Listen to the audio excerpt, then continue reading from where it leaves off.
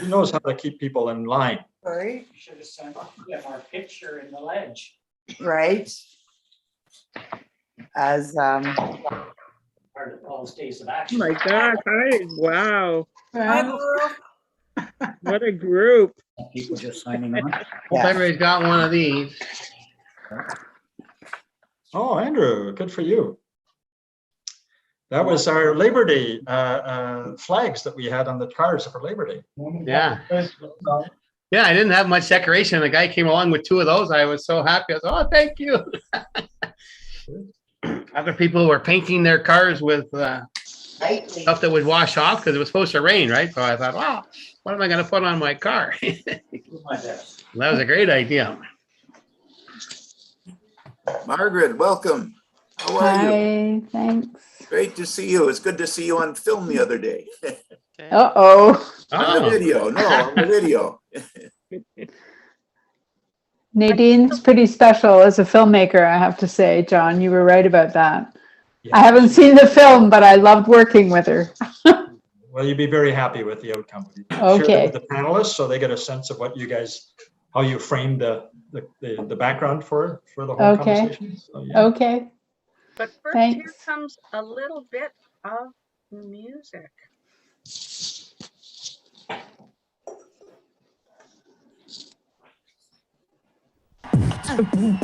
Oh,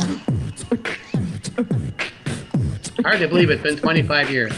I can't believe it. I Wow. believe that these campaigns have been about discovering what unites us. They are about hope and unity. Who took those diamonds from your dreams?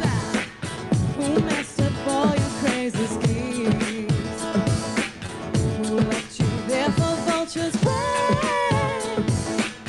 I cry for you once again. It says my internet connection is unstable. Where is the solace that you seek My internet. when no one else will hear your plea? How could you lose all of your pain? I cry for you once again.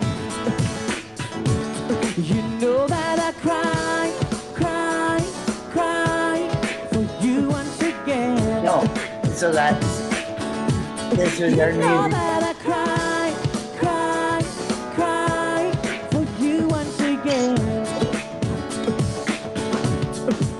What happens to you when you close your eyes? Do shadows of us come to mind? The only way to stop my tears is if you come right back to me. Can't understand why they would take away all that you ever had. They'll never know, they'll never see. You know that I cry, cry, cry for you once again. Right across Metro, people of all ages and from all walks of life have come together to build a strong, enduring movement committed to economic, social, and environmental justice. We've seen what can be achieved when we all stand together. We've seen the wisdom that can be created from such a community, and we will not forget it. Let me go back and something like that from Labor Council. Hold on, let me go back and get it for you.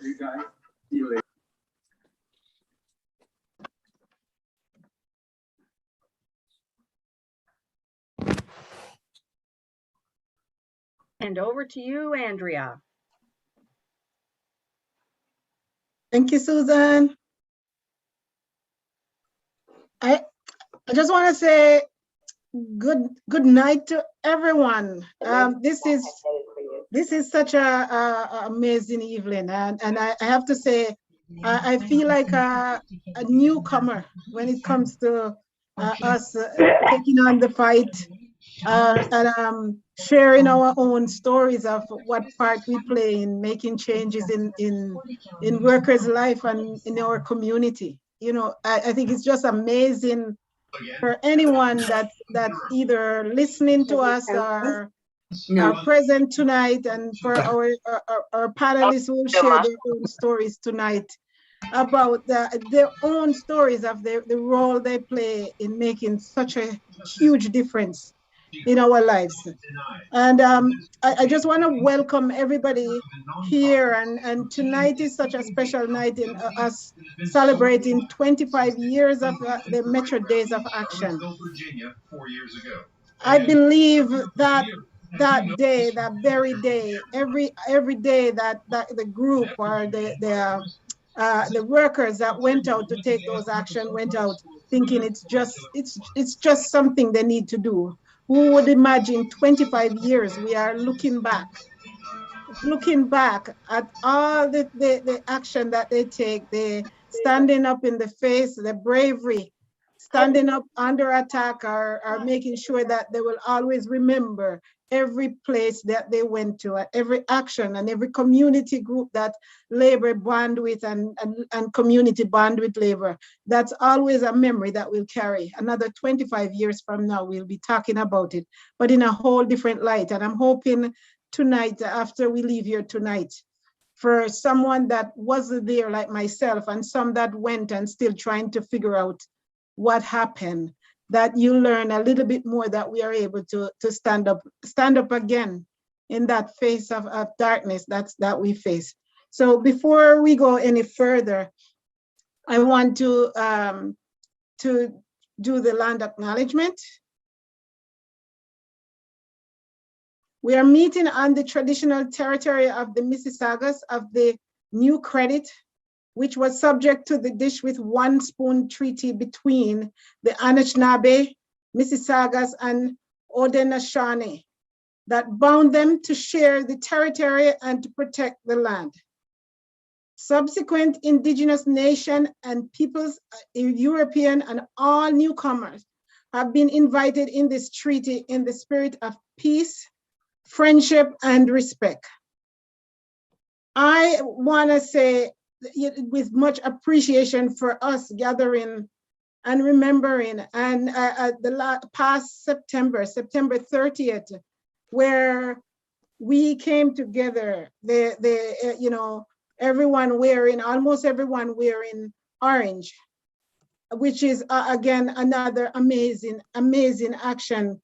Seeing neighbors, friends, co-workers coming out in orange, but it wasn't just a favorite color. It was a symbol to say that we are coming together with indigenous people. We are coming together with another sisters and brothers that are in the struggle, and to say that as long as we are with you and we feel your pain and your struggle, and that we do respect you, that we are here for the long haul. We are here to make sure that we're healing. As long as we continue to reflect, we are part of healing. So again, welcome tonight on this land. I just want to say welcome to the panelists that we have here tonight. You're in for a treat.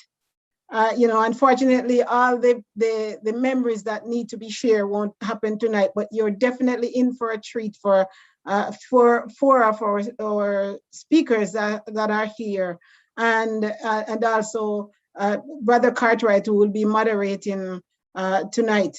Again, who's the best person to do that more than John Cartwright, who I believe when you're weary and you're tired or you feel like you can't go any further, he's one of them that's not gonna let you just sit by, or as I always say, roll over and play dead. You gotta take on the fight if you need changes. So I think it's the best person that's going to do that, the moderating tonight, and it's John. And John, I wanna say welcome. And for everyone who's here that don't know John just retired as the former president of Toronto and York Region Labor Council, and he will always be a leader. I don't think he'll wake up morning and realize that he's not. So I think just give him a warm welcome, that he continue to be here and to be the activist, and will be able to help us to go through the speakers tonight.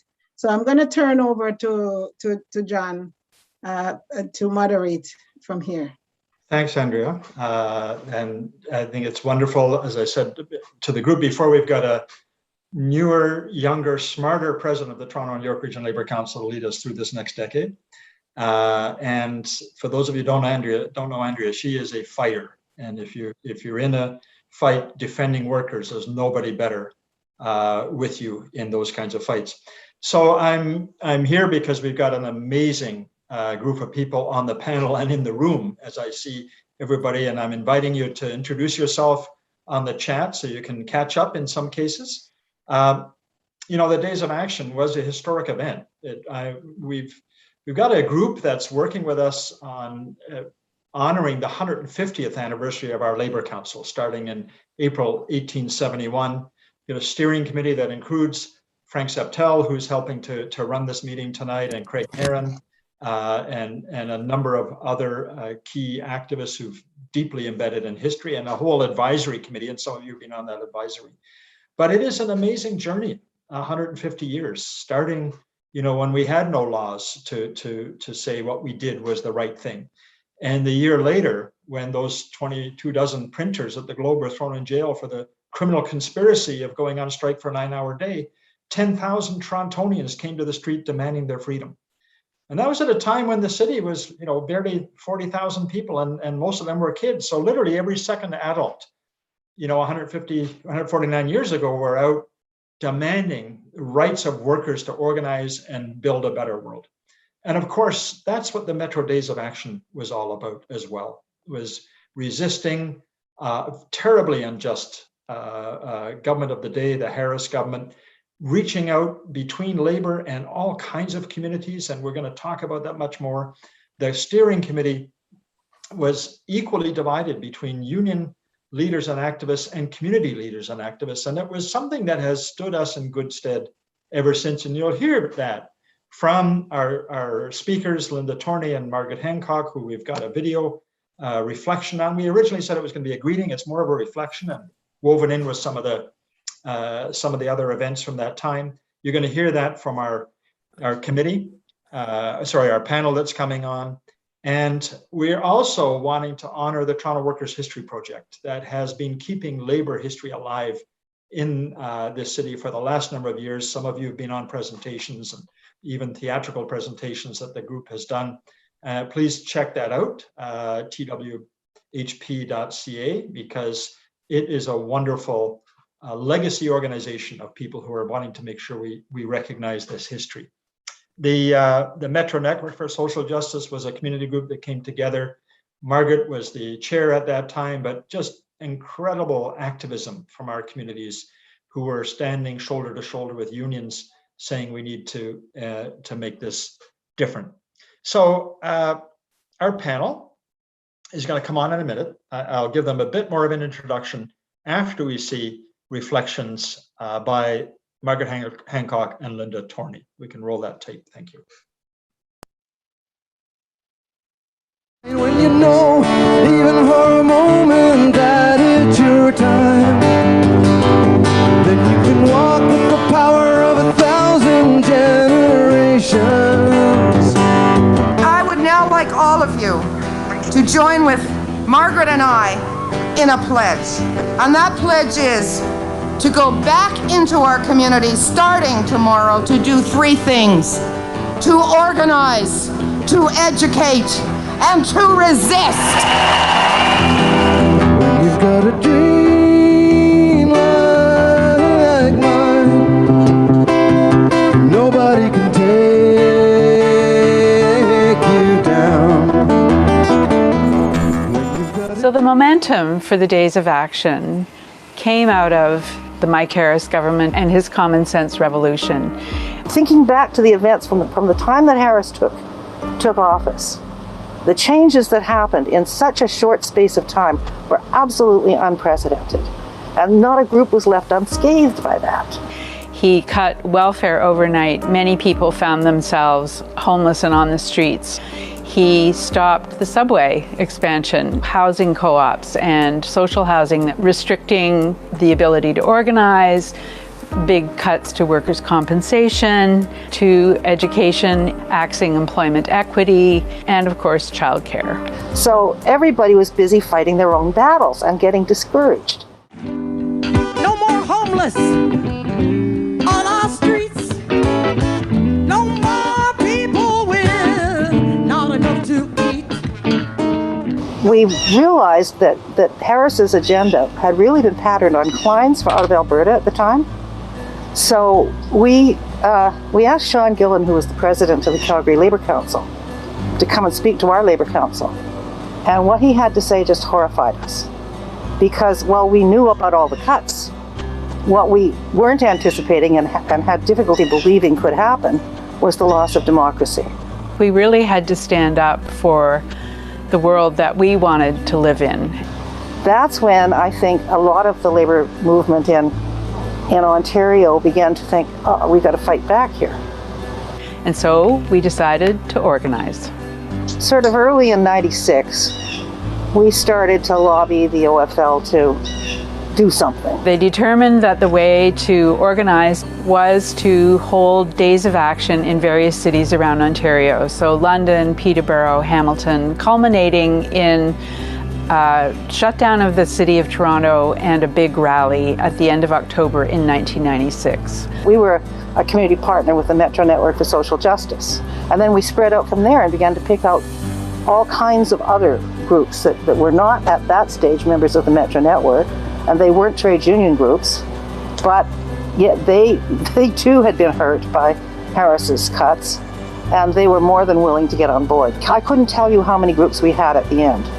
So we had 2 months to do outreach, to do media, to prepare materials.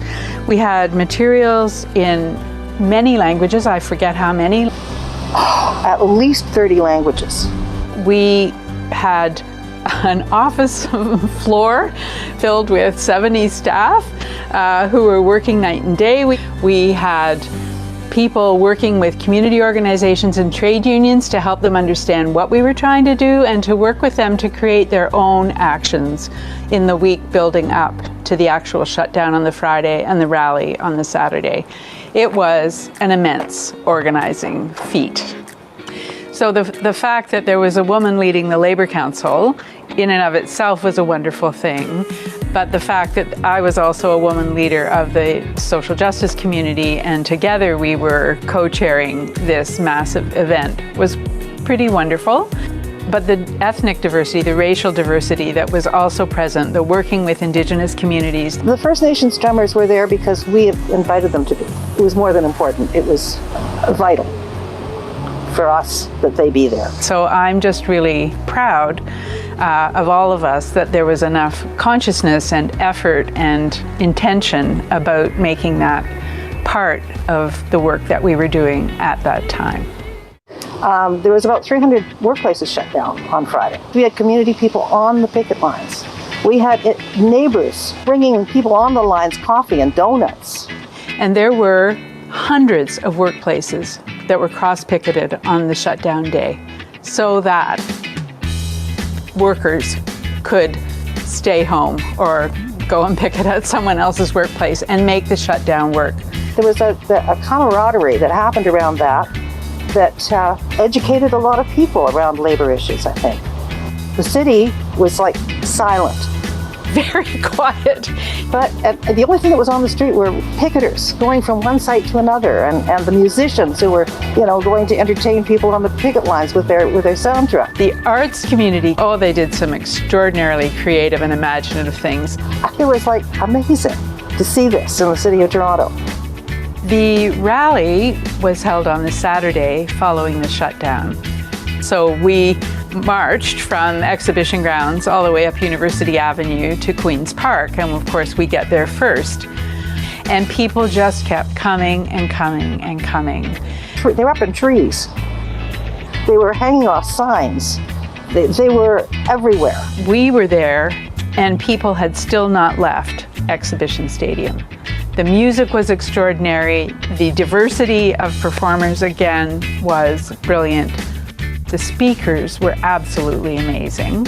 everyone from, you know, the young woman representing students all the way up to senior union leaders like Bob White. It was just breathtaking. And the musicians, I mean, what can one say? I don't actually even know how we got Billy Bragg. One of the highlights was when Billy sang "There Is Power in the Union," which is a song that every trade unionist knows and loves. It echoed down University Avenue. There is power in a factory, power in the lands, power in the hand of the worker. But it all amounts to nothing if together we don't stand. There is power in a union. There's so many people behind the scenes who did such an extraordinary job of organizing this thing. I'm just in awe of the courage and the brilliance. Did we actually gain anything? Mike Harris continued on to do terrible things, but we built a platform for future events. At the end of it all, we ended up with trade unions who were getting involved in community issues like they never had before. And we ended up with community groups going out to picket lines like they never had before. Something that remains a lesson today. I think with social media and various forms of technology, it's easy to become isolated, but at some point we need to come out of our houses and out of our workplaces and gather together to do this organizing together in an intentional, strategic way. There's a beautiful African proverb that I love, and it says, if you want to go fast, go alone. If you want to go far, go together. And I think for me, that is an enduring message from the Metro Days of Action. There's power in a union. Solidarity forever. Thank you.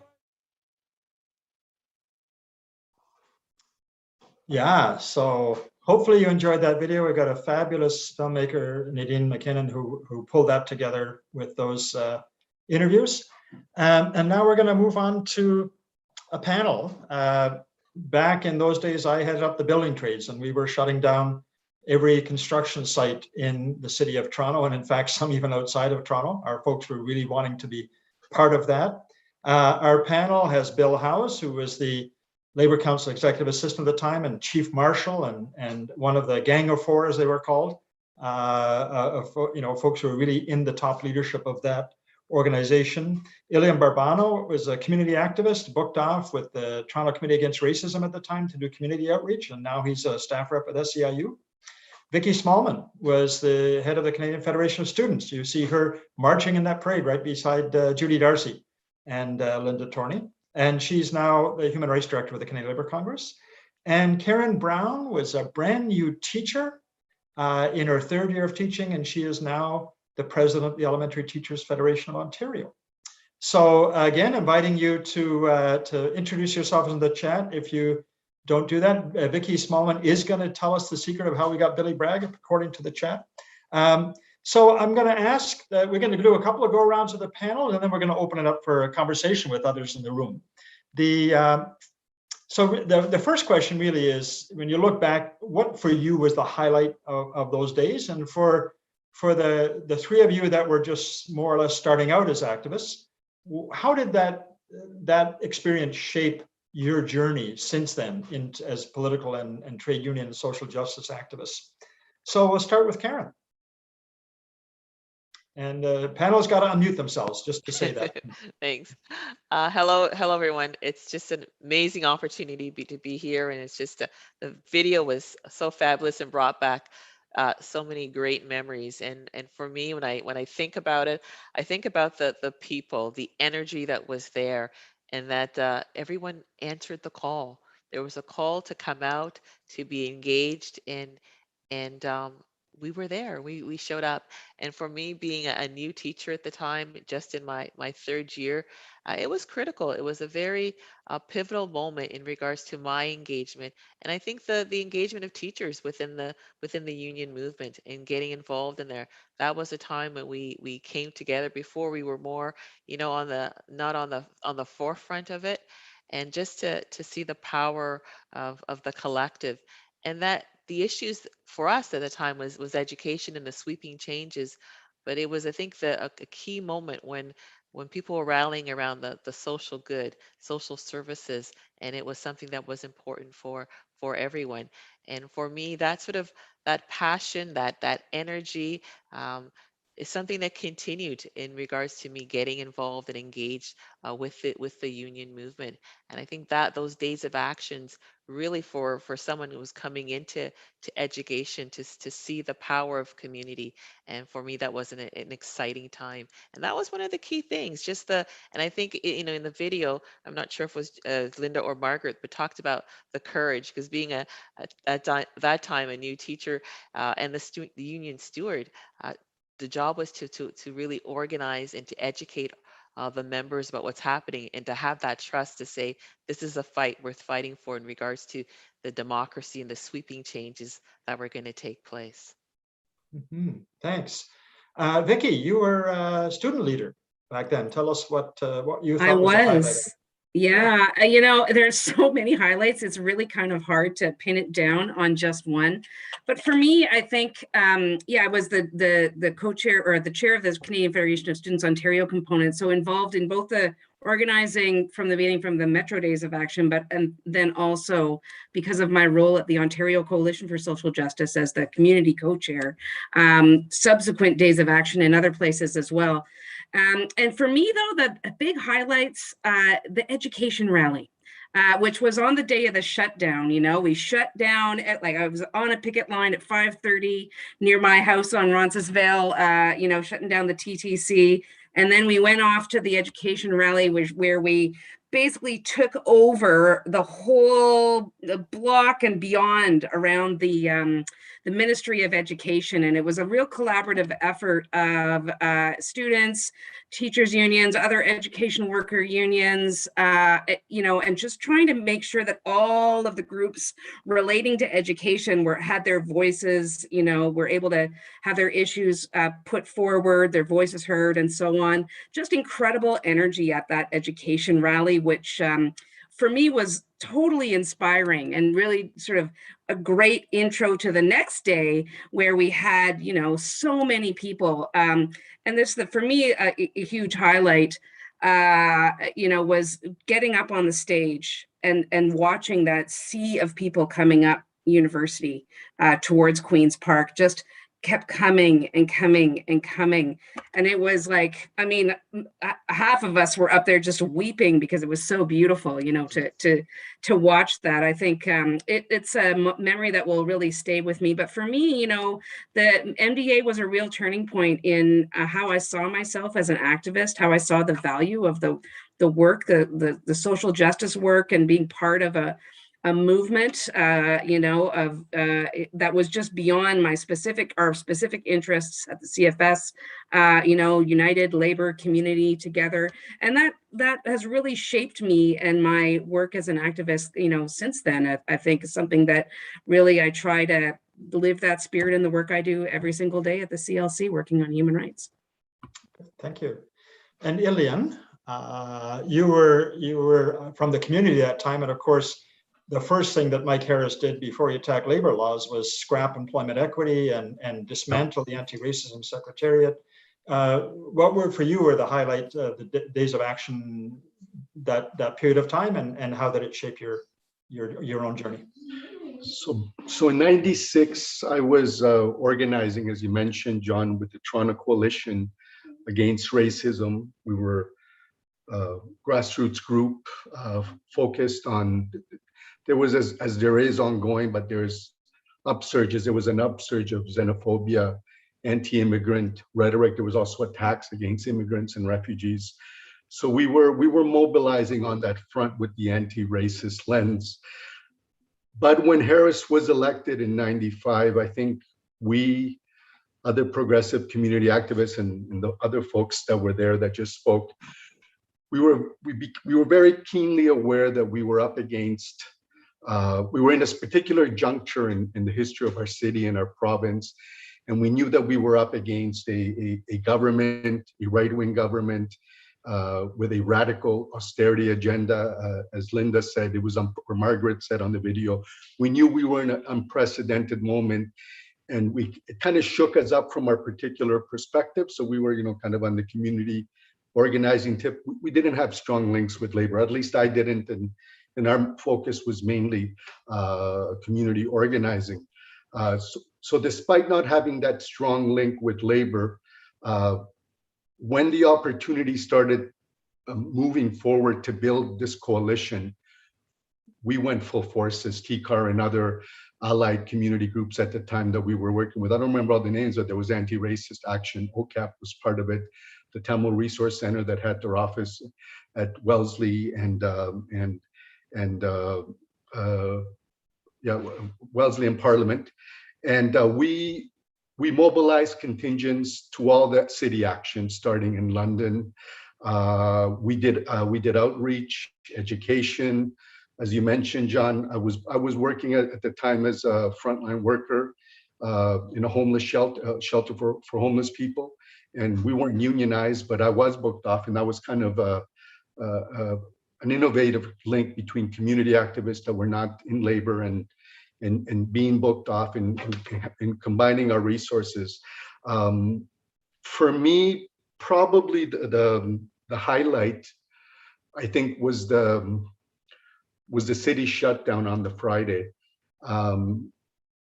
because we mobilized before sunrise, and our first picket was at the Central Food Terminal on the Queensway, and we set up picket lines there, and it was like that boundary between these are the labor people that and we're the community, and there was a tension in that relationship at the time. And I'm sure it's an ongoing tension, and it also is a solidarity that builds.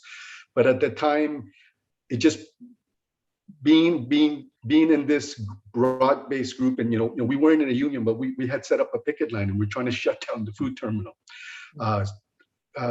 That they gave us a real sense of collective power, and that we were not alone, right? Because you're always fighting on the community front. You're on your own. You're a smaller group with other allies, but we had power across the whole city and across the province.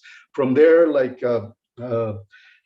we went to the health. I think it was a Health Coalition rally where we basically shut down a block of government buildings around Wellesley and Bay, and again, we did the picket lines.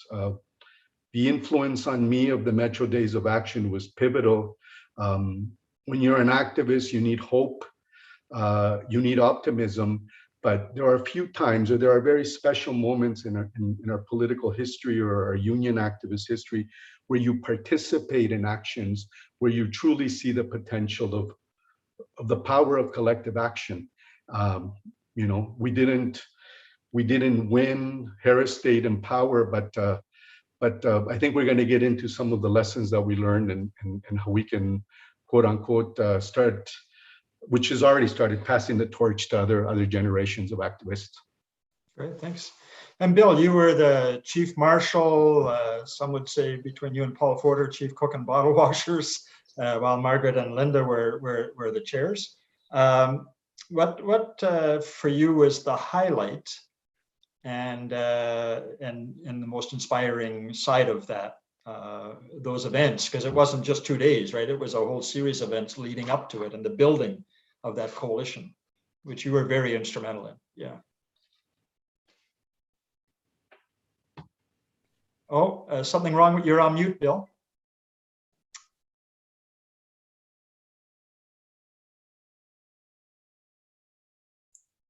There you are. Okay. Good. Yes. Yep.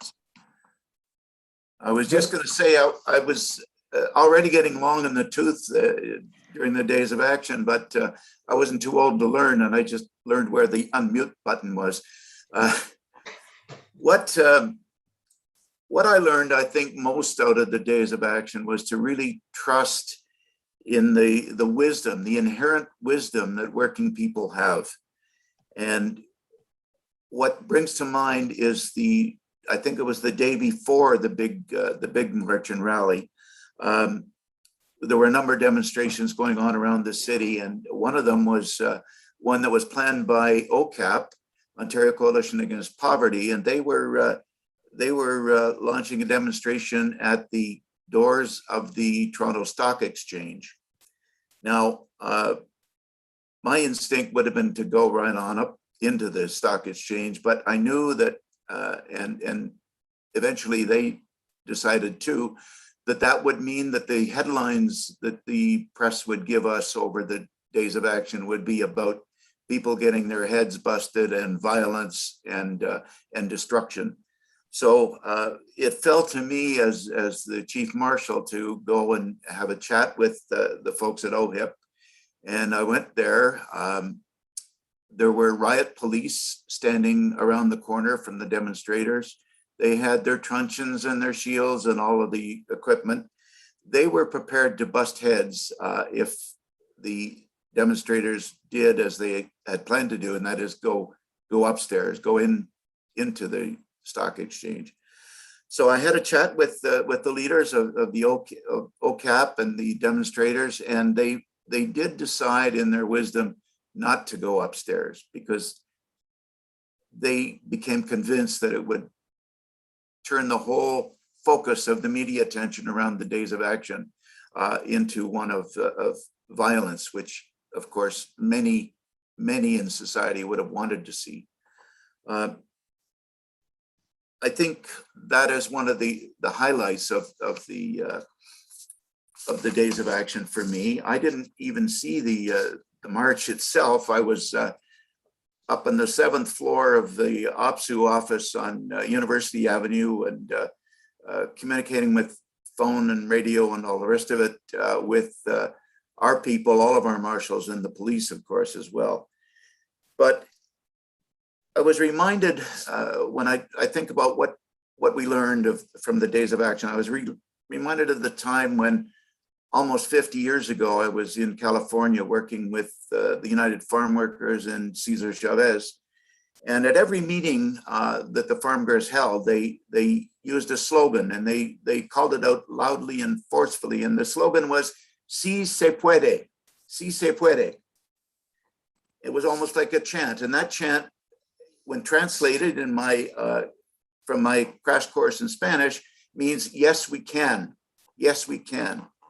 I learned the slogan in California and I shouted out that slogan many times in California, but I really learned the true meaning of those words through the days of action. The naysayers said we couldn't pull it off, but we proved that we could. Si se puede, yes, we could, and yes, we did. Along with thousands of other people in Toronto, I learned that working people and our allies in the community really can change things when we start to put our shoulders down and our feet on the ground. Thanks, Bill. But I'm going to actually come back to you to start the next round, and that is the lessons for today. At the end of the video, it was, Nadine said that it was that labor community coalition work that still stands us with today in our anti-racism work, in our community work, in our political work, our climate justice work, our fight to defend education at whatever level. All of that's there. And you were one of the people who really had the patience to bring everybody in the room and figure out that common space. What do you think is the lesson for today for the labor movement and for our community allies and activists? Well, I think the lesson for the labor movement is that we are stronger when we're together with the community. Linda said that Linda or Margaret, I can't recall who, said in the tape that they said they couldn't recall the number of groups. There were actually 200 community groups that were involved in the days of action, and that's a tremendous. We in the labor movement didn't know that number existed out there until we started organizing. And so the lesson to me is we're stronger when we work together and we need each other, and together, yes, we can. Thanks. And I'm going to turn to you, Vicki, now, because in the student movement, which has been a longtime ally of the labor movement, and sometimes in very strong working relationship, other times more of a parallel, but clearly a strong voice for the kind of Canada people want to see as they, move into the workforce and build a society. What from that perspective, as a student activist at the day, or today from being in your place in the Congress, what do you think are some of the most important things that we need to draw, and people, younger activists today, need to draw from that experience? Well, I mean, one piece of advice I'd give to younger activists is to not be afraid to assert yourself as a legitimate voice. One of the students, the student movement is has a right to be at the same table as any other movement. And I think what was special about the Metro Days of Action was that idea that we were all, coming there, all different organizations coming there as equals to sort of plan something together, right? And coalition work is hard, and it is laborious, and it requires a really high degree of trust. And it took a while to get to that place, maybe, and it was kind of messy sometimes. I mean, it all turned out awesome, but behind the scenes, over the months leading up to it, we had our moments, right? At the various tables, trying to work through some really difficult issues to try and come to the same yes, we can place, right? It takes effort. It's not easy. And I think that is something that really has stuck with me. When you need to bring people in, you don't just wait for them to come to you. You got to go to them. You got to bring them on board. You got to listen to what their sort of issues are and their realities, and come to a place of sort of common understanding and build that trust so you can move forward together. And that is, I think, it's not the most sexy lesson, I guess, but it was really important piece of learning for me. The other piece is that creativity and fun has to be a part of the equation. You saw a lot of the images of a lot of the art going on. I wish I had the Snowballen rap that grad student leader Mike Zmolik did at the education rally, because it was hilarious and really like a highlight for many of us. So that sort of fun, somebody's is really important as well. And I think somebody's pointing out that the next generation, as well as we were cross-generational, young and seniors as well. And anybody who saw Dan Benedict speak at any of the Days of Action rallies knows the kind of colorful language he brought to his speeches. There's a lot of just the creativity, the fun, and that common sense of trust and purpose is really, that is. Cultivating that is really the lesson that I want to impart, I guess, today. I think there was a very famous visitor to Toronto called Emma, who said, "I don't want a revolution I can't dance to. I want to be able to have joy as we're engaged in this really, really difficult struggle."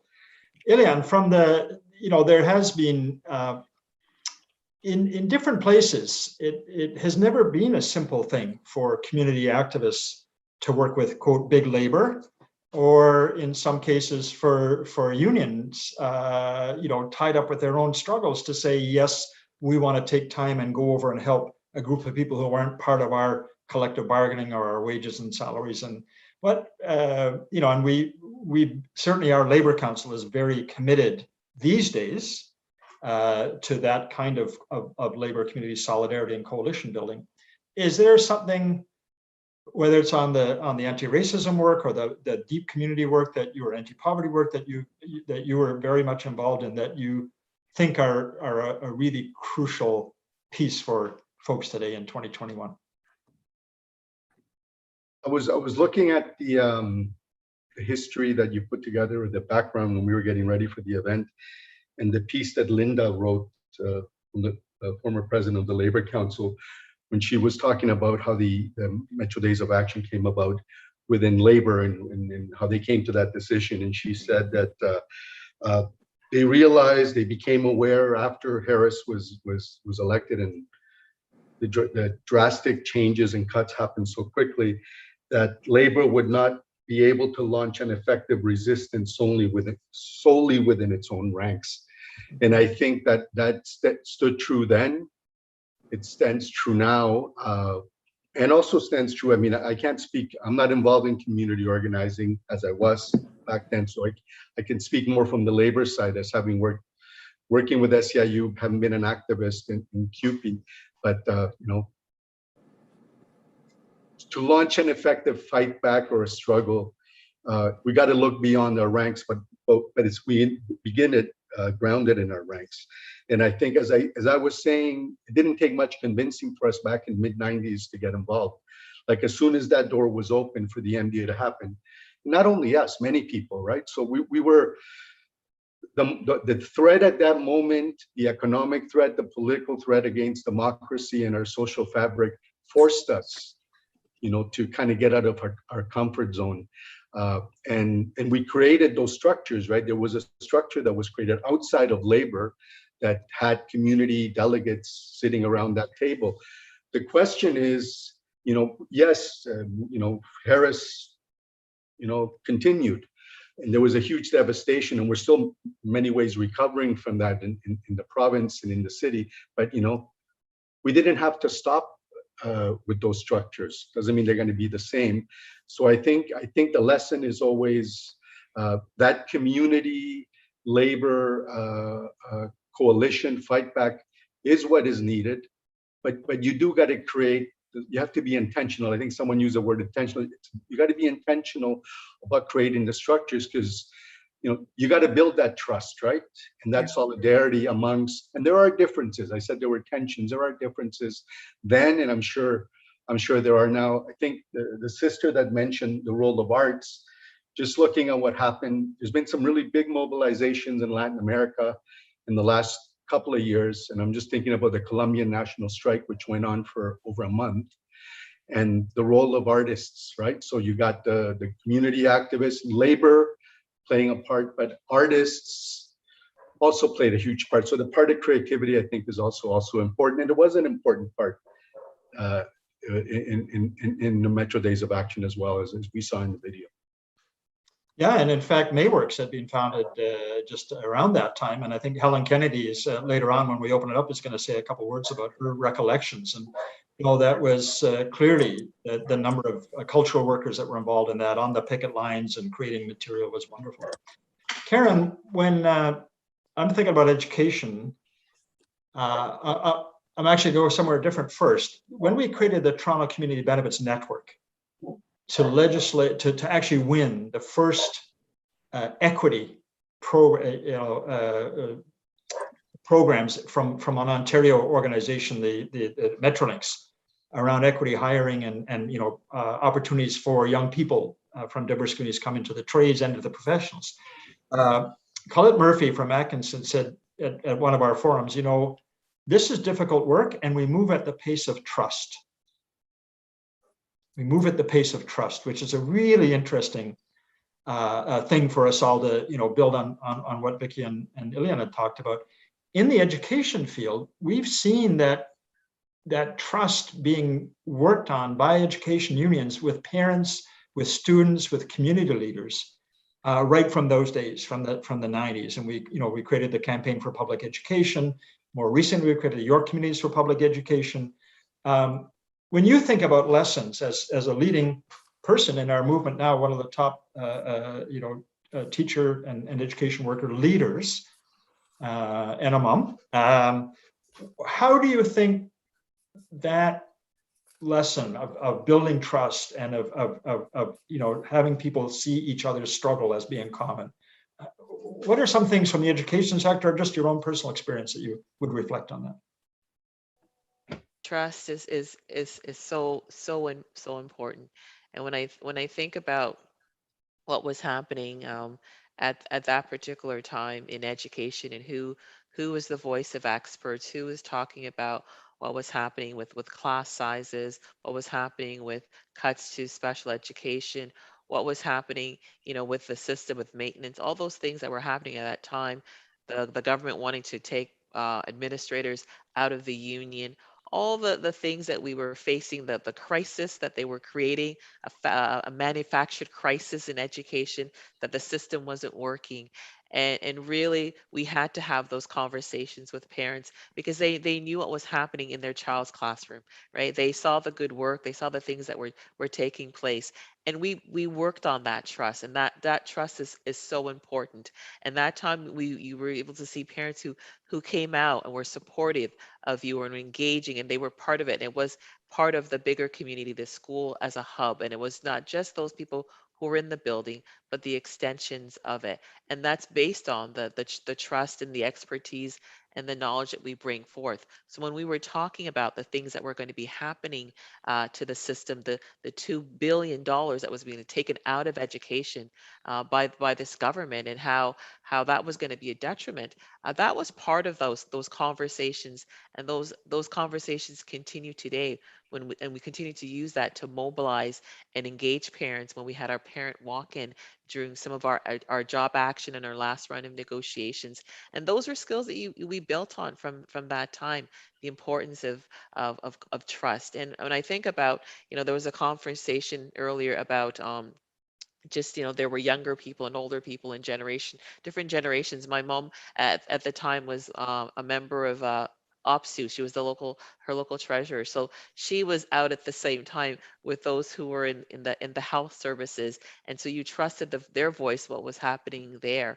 And so when you talk about, organizing and making changes, we do need community involvement, having community forums, and really connecting with the community, because the kids in our classroom are the kids are from the community, right? They're if you're looking at some of our rural and northern communities, they're the ones that they're at the soccer matches or at the hockey clubs.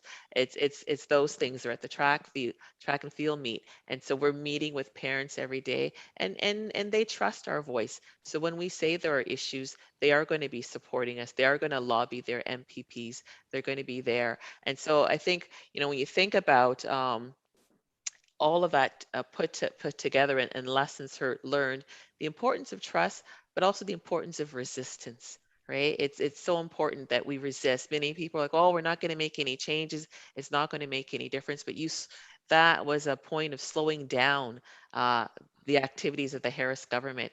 And it was a pivotal point for teachers, because we then went on to our Bill 160 protest, our 2 weeks of staying out. And that momentum, the energy, the community contacts, that solidarity, the power of people made a difference. And we had the support from parents from the days of action that transferred right up until our Bill 160 protest. And that was because that trust of who are the experts, that we know what's happening in the classroom. So I think that, along with, we resisted. Did we stop all the attacks on the system? No, but we did slow them down. And you've seen that through what we're doing now in some of our fights, some of our challenges with Bill 115, and a government who continues to attack the collective bargaining rights of unionized people, of laborers. And that's part of, engaging the next generation, that we have to continue to persist. We have to continue to push forth, and we've made changes, right? And they're able to do the same.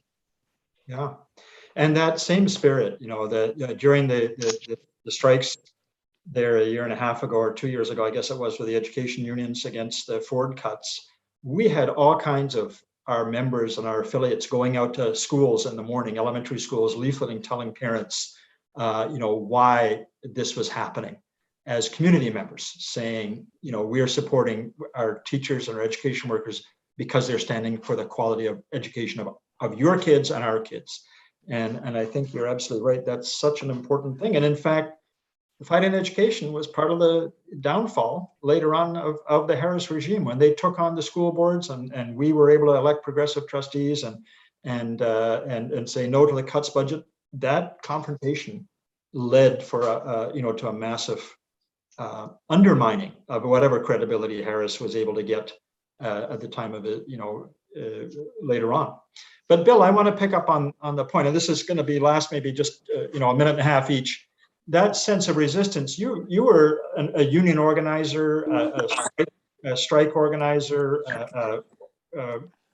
for not just with Cesar Chavez and the farm workers you mentioned before, but many. How did that experience as doing those tough trade union struggles prepare you for the kind of mass mobilization that you were so much part of leading? Well, much of my activist work took place before the days of action, actually. Yeah. But I think that one thing that I took from it is something that I read not long ago. I'm no scholar, but I read a little bit of Plato. Plato said one of the penalties for failing to participate in the political process is that you end up being governed by your inferiors. That is as true today as it was in Plato's time. And I think that's something that we can all take away from this evening. I'm sure there's language in construction that translates like that, but I can't say it in a public forum. Becky, how has the student movement found ways of mobilizing and resisting that are important for us in labor to know about today, and that deep tradition in the student movement? Yeah, it's funny because I think that was a busy year. We didn't just have the days of action, but the student movement at the time was trying to was really campaigning aggressively for a tuition freeze, right, in Ontario after having had subsequent hikes. And we had all kinds of, we had occupations going on in university presidents' offices that year. We had, like, there was a sort of sustained series of actions, of which the days of action were a part. And the benefit of the days of action was it brought solidarity to some of those occupations and those other types of creative actions that students were engaged in. And then we had the takeover of the bank, you might recall also, that happened spontaneously during a march that we held for the tuition freeze. And then all of a sudden there was a bank occupied for a while. Those spontaneous things are always spontaneous.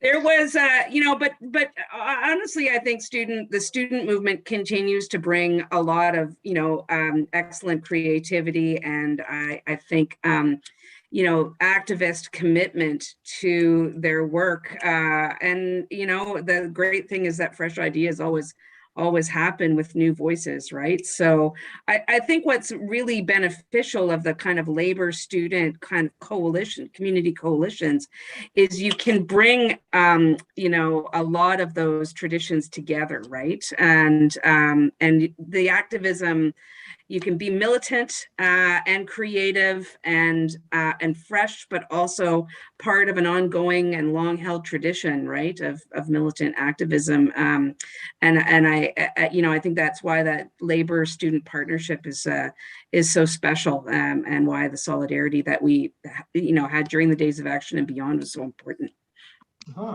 And Ilian, for this city, since Indigenous people gave us the name Toronto, we are a place where people have come to try and make a better life. We've come from 194 different countries. And our movement in Toronto has always defined ourselves as internationalist, that we look to the struggles around the globe. We try and draw lessons from those. We try and be there when people are in fights. How do you think that, our obligation today to continue that tradition of internationalism, is there something that you would reflect on in the own work you've done, whether it's around the days of action or in solidarity work as well? I think that having an internationalist perspective is always necessary. If we go back to what happened in the mid-90s with Harris, his unprecedented austerity measures were an iteration of things that had happened earlier, right? Under Reagan, under Thatcher, somebody mentioned Klein. So, we have these corporate elite-led governments, regimes implement these type of austerity policies in an attempt to destroy the social fabric whether it's healthcare, education. They erode democracy and democratic rule, and labor unions are one of the forms of organized, the forms under which workers organize that they always try to dismantle. So I think having an international perspective is always important. That's why I brought up the example of Colombia, because we are seeing some really big fight backs at the level of the MDA and even bigger, you know what I mean, with a national impact. And then also you started talking about indigenous peoples the year before the MDA, and under Harris is when, you know, Dudley George was killed. He's a land defender of the Stony Point people, and we in TICA and other folks and labor, we were organizing at that time. So that was also part of the context. So I think having a vision from a trade union perspective, from a community perspective, honoring that we're on native land, and also having a global perspective, finding ways that we can learn lessons, how other struggles in other spheres have fought back, and how they resisted, how they built structures where unions and community groups, despite those tensions and those differences, can work together.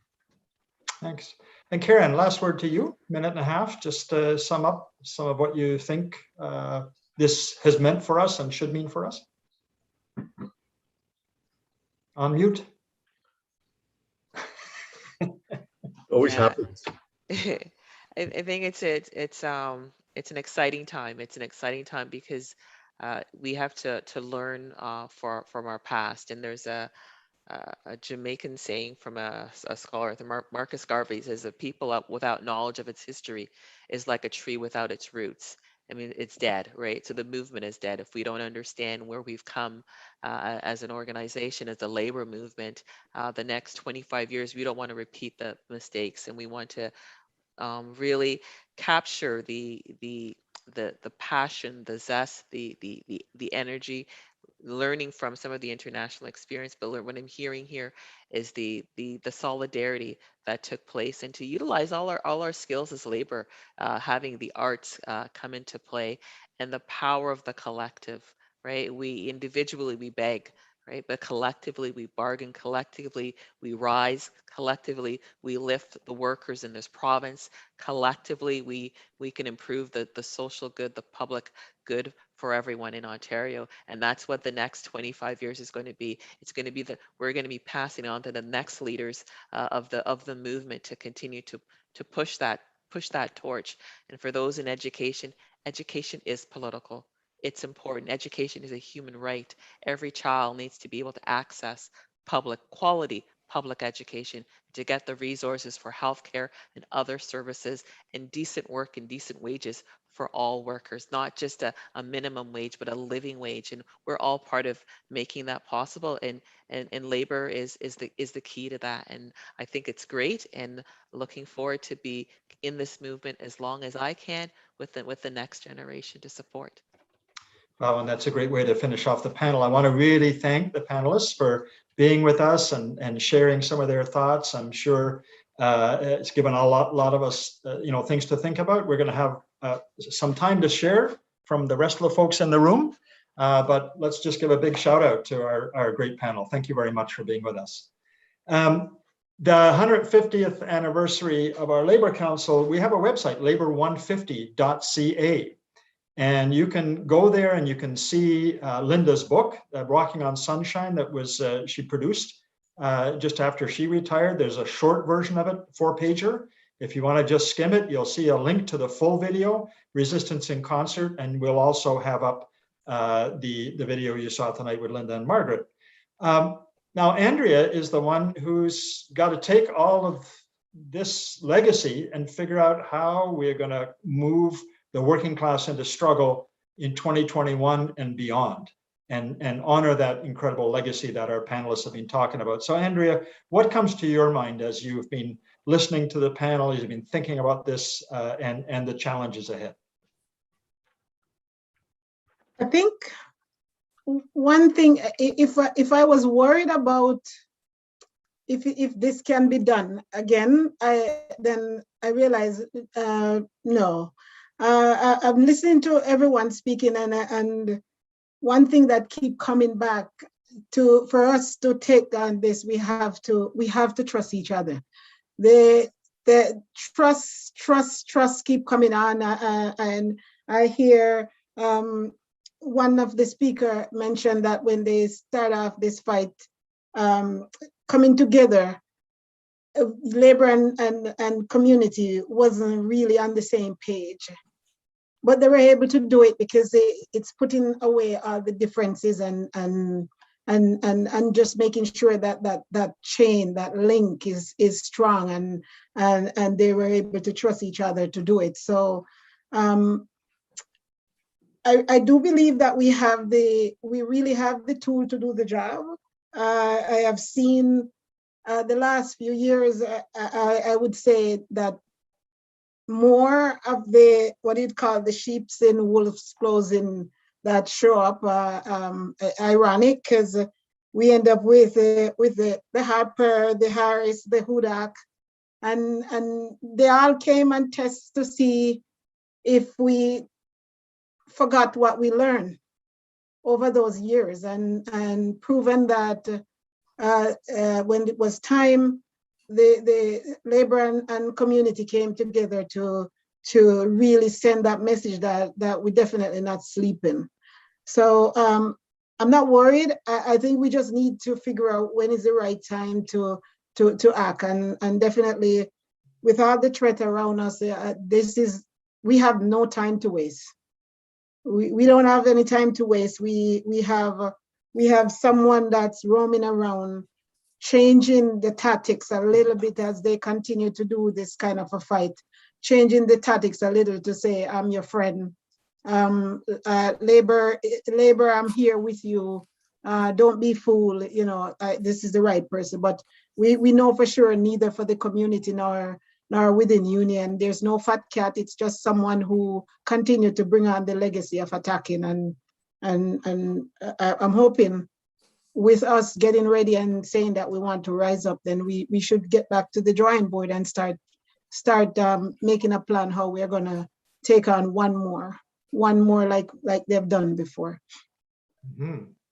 Thank you. And I see you've got an apprentice behind you that's joining the conversation, because they want to be ready for this as well.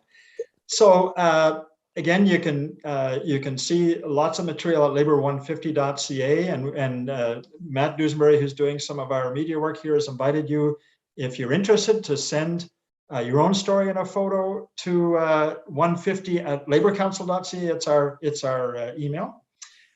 We've got about half an hour to open up the room and hear some people's recollections and thoughts. I know I've asked a couple of folks to be kind of ready to do that. I'm probably going to invite Margaret Hancock, because she is with us here on the Zoom, to maybe also,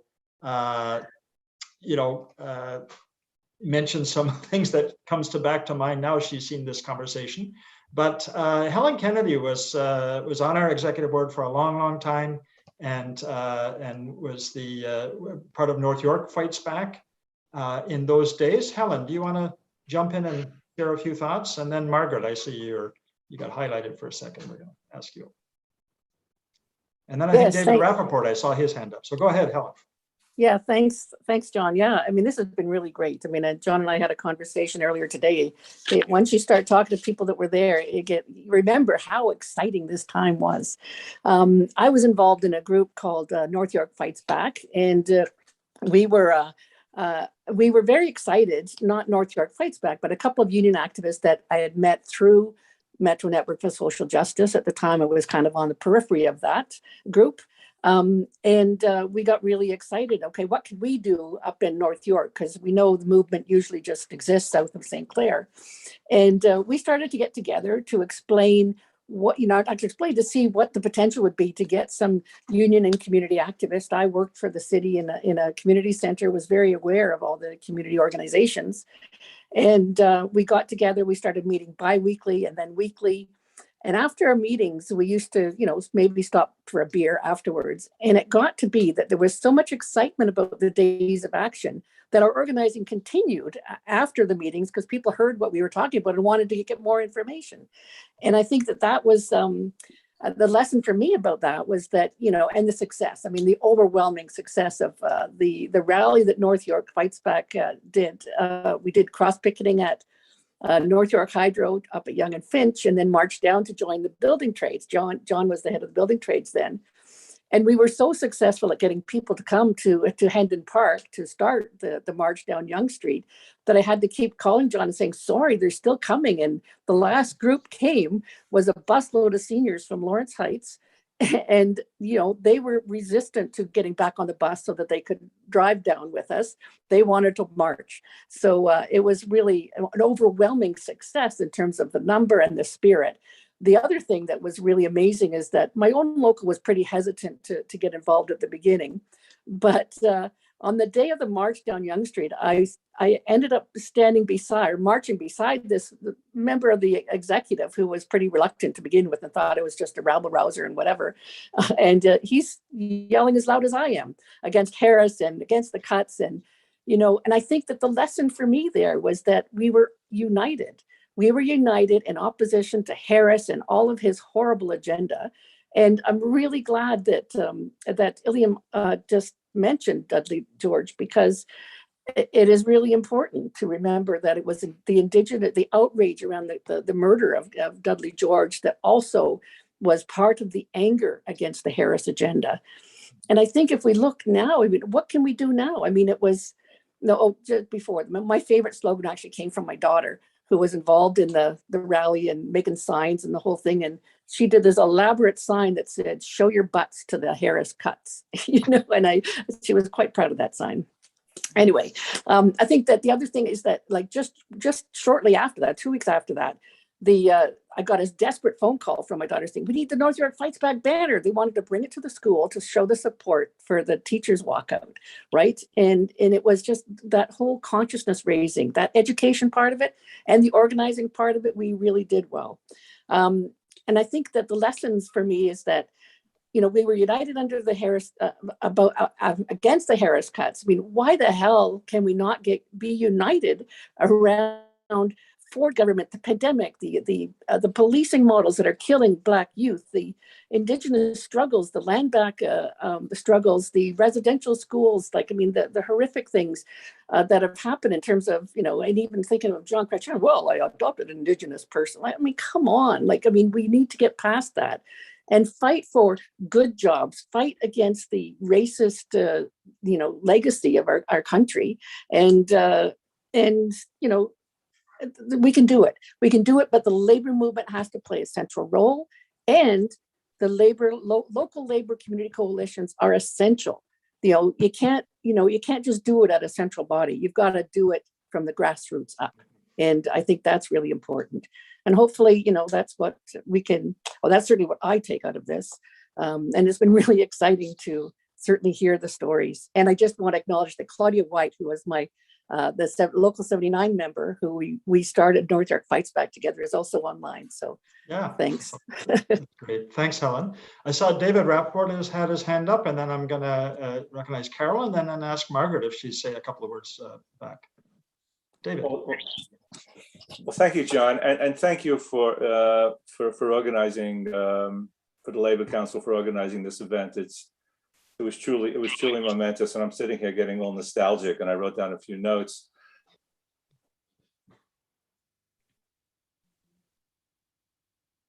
And unfortunately, you're freezing on Zoom. David, if you could. And I remember, I think it was on the Monday or the Tuesday, that would have been around the 21st or the 22nd, we called a meeting of all the local presidents to oh dear, how about now? If you could turn your video off, it might be better, David. How's that, better? Well, keep going. You haven't turned your video off. Okay, I don't even Here know I if I am. lost. Okay, go ahead, David. Sorry about that. we called a meeting, and I remember we had to be very clear on our message, and we had about 150 people in the room, mostly local presidents, and we told them the message we gave from Leah Castleman and myself and other leaders in OPSU was, you have one day to make your point, make it. And nobody objected, shut down. But we always knew, and we knew this during the strike as well, that we had to shut down Queen's Park. It was just absolutely essential, because that's the center of it all. And we did that, and we did shut it down. And I just want to get back to this question: did we make a difference at that point? In a sense, that's a false question, and I'll say why. To determine whether you make a difference or not means you have to run history twice. Once with you doing it, once with you outdoing it. And of course, you can't do that. But where we did make a difference was on our side. That time was a moment of resistance. It was a culture of resistance, and it lasted for about 3 years. And the Metro Days of Action was a very important part of it. And we knew that people wanted leadership. They wanted to speak out against Harris. They wanted to speak out against the common sense revolution. And we did that. We did that. We didn't flinch one bit. We knew it, and we took it as far as we could. And that's the lesson from that period. We knew that people wanted that kind of leadership, and we provided it. And thank you very much for organizing it for this event so that we can go over it. Good, thanks, David. And David's written a book about part of the history of OPSU that it also provides really, really useful review of some of our movement. Carolyn. Thanks very much, and great evening, and thanks for everyone's contributions. And I just want to mention, a few years ago, pre-COVID, I was at a demonstration at Queen's Park, and a steelworker came over to me, and he had a young son with him, and he said to me, he told me where he worked, etc., and he said his dad brought him out to the Metro Days of Action. They were recent immigrants from Latin America, and it was his first demonstration. And he said it changed his life. He said he allowed himself to be inspired by what he saw that day. His dad had walked out on the Friday, walked with his union, and he brought his son to the following day. And I think that whole sense of allowing people to be inspired, what people are talking about, because I was brought out of my workplace by the United Steelworkers and worked for months, I think, organizing in our workplaces, in lunchrooms and after work, and in hotel rooms near places if they wouldn't allow us to work, and just allowing people to feel this is their struggle, this is their fight. They felt the attacks, and this was going to be theirs. Let them control it. You know, we talk about the self-emancipation of the working class, and that was, I think, so extraordinary. And you know, when Iliam and others talk about the movements in Colombia, you see the farmers' strike in India, or you even see what's going on in the United States right now with all these strikes, Kellogg, IATSE almost maybe, and so many others, John Deere. There's a momentum going on, and I think that allowing people to feel that inspiration, because there's a sense these things happen. We don't know when they'll suddenly be upon us. And I think one of the things too, people may or may not agree with me on this. We built a huge movement in this city, in the GTA, the unity everyone's speaking about, and as diverse as we tried to make it, really allowing people to control as much as we could the movement for change, giving leadership when it was necessary. But I think one of the things when we say, did we win, did we lose? David, you spoke of it. We created a movement, other people did too. But you know what? I think one of the lessons we also have to look at, we had wanted to go on to a province-wide general strike. You know, and we built from London, we went city to city, Hamilton, others, and Toronto was just huge. Million workers staying away. You know, we could walk down University Avenue. We came down from Don Mills, where we had in Scarborough, where we had a strike. We shut the plant down. Going down rush hour, nobody but us on the Don Valley. You saw the power of the working class. And yet, after Toronto, labor leaders, whomever, we went to a few more things, and then it was over. And so I think one of the lessons we've got to learn, when we built that unity, when we built that momentum, and the working class and the community, the diversity of all of the people in struggle are moving, we shouldn't allow it to be cut off, because we don't know what potentially could have happened. So I think that's a lesson for us to keep in mind as we continue our struggles today. So thanks very much for all of this. So I'm going to call on Margaret Hancock, and then Holly Kirkconnell, I know, has got some memories. Well, if you want to jump in, put your hand up, and we'll ask people to jump in. Margaret, real brief. Just John, honored that you've invited me to say a few more words. Totally thrilled by the memories shared, especially remembering the education and health rallies. They were stunning on the day. And wondering about what next. I'm inspired by Andrea's comments about rising up and learning from the past and where do we go next. I can see that she's actively thinking about what are the sites of engagement coming up, and I'm inspired immensely by that. So thank you, Andrea, for that. And I love your apprentice.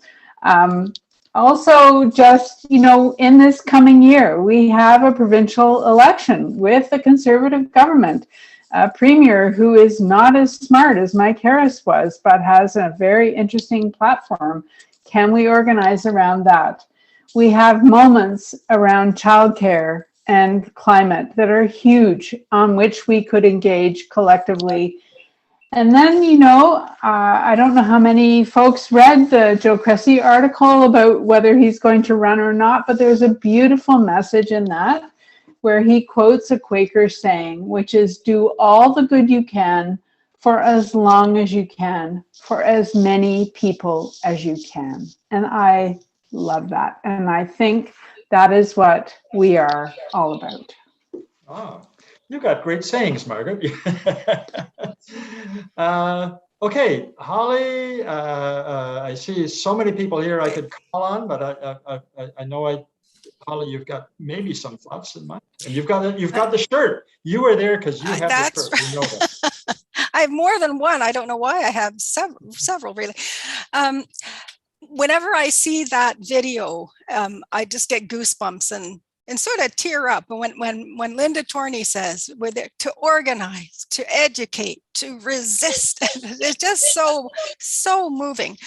And so on the Friday, I was there. Actually, I must have been there with you, Elian, at the Bay and Wellesley Ontario government building, because we shut that down, and there weren't that many people trying to get in, but I remember one man who wanted to come in to get his driver's license renewed, and we just saying, sorry, not today, sorry, not today. He actually took it very well and left, but some other people were a little pissed off, but we kept that building shut. And then on the Saturday, I was a marshal, and I was way down on university. I don't know whether it was like Wellington or Adelaide, and they're all alone with this pink hat on, and nobody's coming. Nobody. I thought, oh my God, where? Then all of a sudden, this huge mass of people start coming up to universities. That was quite something to see. And in terms of the significance, I do think that it was the first time that Labor let go of some power, I guess, in a way, to work with community groups. I was working in the community services sector and an OPSU member at the time, or for many years, still am. But Labor tended to like to lead things. And I think it did take a bit for Labor and both sides, that thing about trust. So I think that was a really significant development in terms of organizing and working together. I also think on an individual level, the number of workers who went out on the Friday, I think for a lot of people that took a lot of guts. So an individual to go out and to, really on an illegal strike. And I think that the individuals gained confidence by doing that and seeing what happened in that. In terms of the arts, I'm part of the theater group of the Toronto Workers History Project. And 3 years ago, so in the fall of 2018, we created a short play about the Metro Days of Action. And I played Margaret Hancock, Margaret, and Ginny Thompson played Linda Torney. And that was at the Steelworkers Hall and one of the Toronto Workers History Project meetings that was about the Days of Action. So that's just a little plug for Toronto Workers History Project and the theater group so we've been, I guess we're now making our 7th play, creating our 7th play now about workers' history in Toronto. So those were my memories, and I'm just bringing this all back. It's really thrilling. So thank you for doing that. And another good plug for the Toronto Workers History Project. Rob Fairley was the leader in CUPE at the time. Rob, you want to share some thoughts?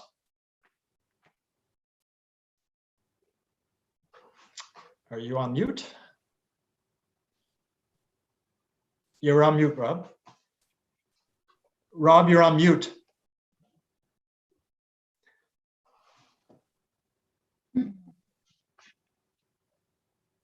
I'm going to get one of those jars. At least some people have square jars. I'm going to get a mute jar so I can get 5 cents each time. Well, I'm very consistent. I'm very consistent in being on mute. The thing that a couple things I want to address. One is that there is a sort of narrative about the history of the Days of Action, about how it was this great thing that happened, and then Harris got reelected. And then it kind of falls off. The history just kind of falls off. And I think we don't do as good a job as we should do of celebrating some of our, less thunderous or humongous struggles. But in Harris's second term, and I'm not sure I've got all my dates right, but the OPSEU strike was a doozer. QB 4400 waged in 1999 and 2003, 2 of the biggest strikes in the province's history. From those strikes came the Campaign for Public Education, which played a big role, this was mentioned, in bringing down the Harris government. The Ontario Electricity Coalition during that period defeated the privatization of Ontario Hydro, and the Ontario Health Coalition played a big role in defending public health care. And if it weren't for those struggles in the second term, the second Harris term, the impact of the austerity agenda of Harris and then Eves would have been much worse. And the other thing is that, in a lot of ways, the struggles that we waged through the Days of Action and through many other campaigns were very successful, in that in no way did Harris and company accomplish. They did great damage, but they did not drive labor off the playing field. They did not privatize healthcare. We still have a good public education system. Damaged, yes. Tragically, the betrayal of the Wynne Liberals, Ontario Hydro, or its successor Port Pieces, it was privatized. Toronto Hydro is still public. So we accomplished a tremendous amount in the Days of Action, which did create a culture of resistance, which was carried on through Harris's second term and led to their defeat. The only other thing I want to add is that I share the enthusiasm for labor community coalitions, but the community we have to keep track of, it's the ground, it's our foundation, is the community of labor, of union members, the community in those workplaces. And we really have to challenge ourselves to say, because I've seen sometimes the lure of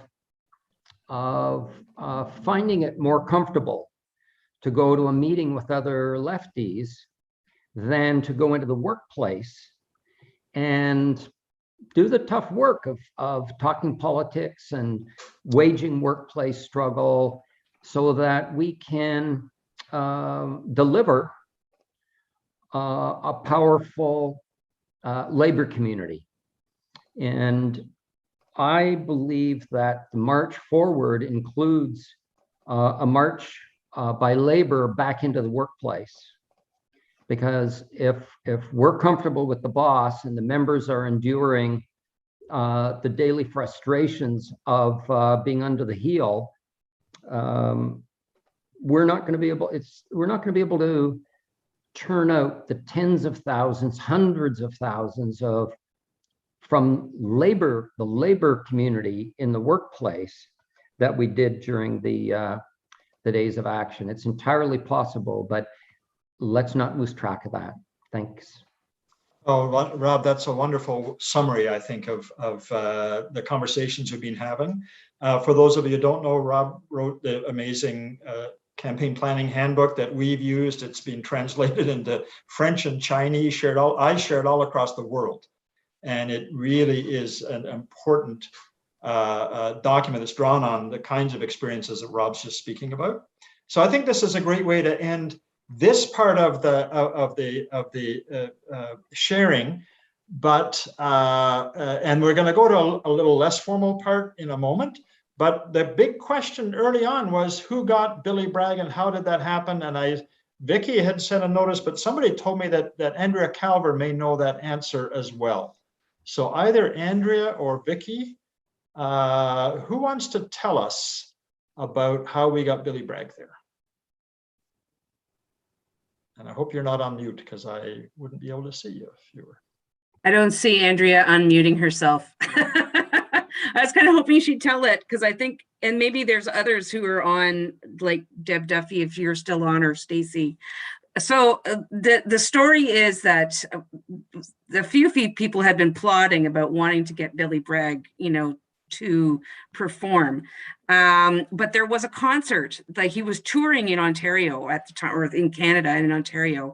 There was a concert that I believe it was like a pop-up or spontaneous concert. But anyway, a few folks from the Embarrass Harris movement and other sort of community organizing, grassroots organizing that had been going on, went to the concert and then basically showed up at the autograph table with a couple of buttons and a flyer and said, "You have to be here. This is like going to be amazing."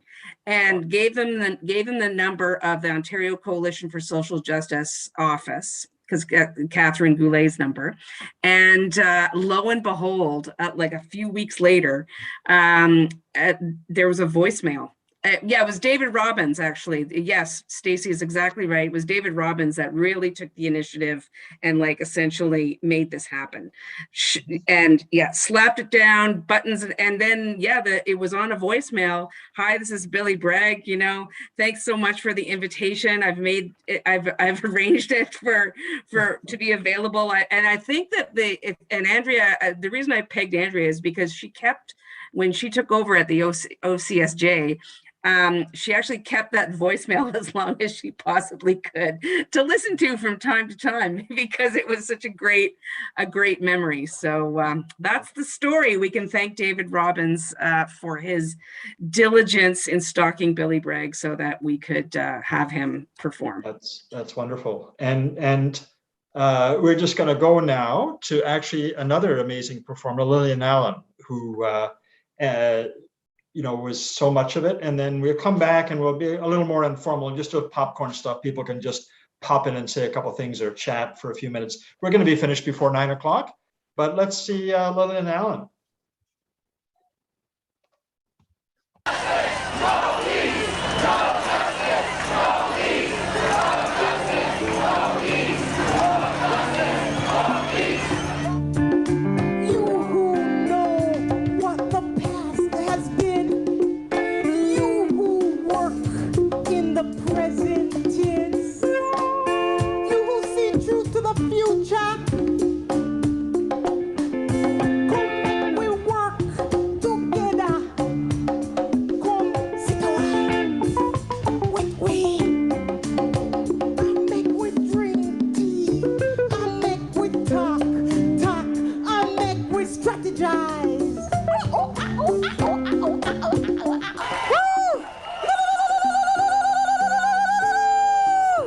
Let me share with you.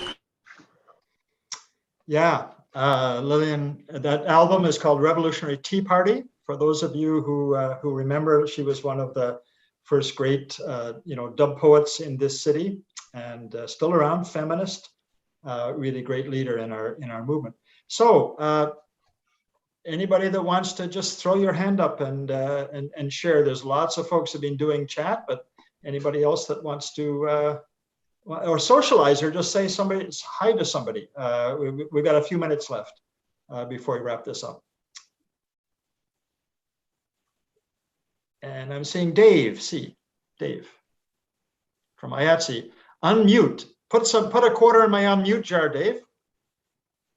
And this is the guy who runs the films at TIFF. You'd think he'd know technology better than the rest of us.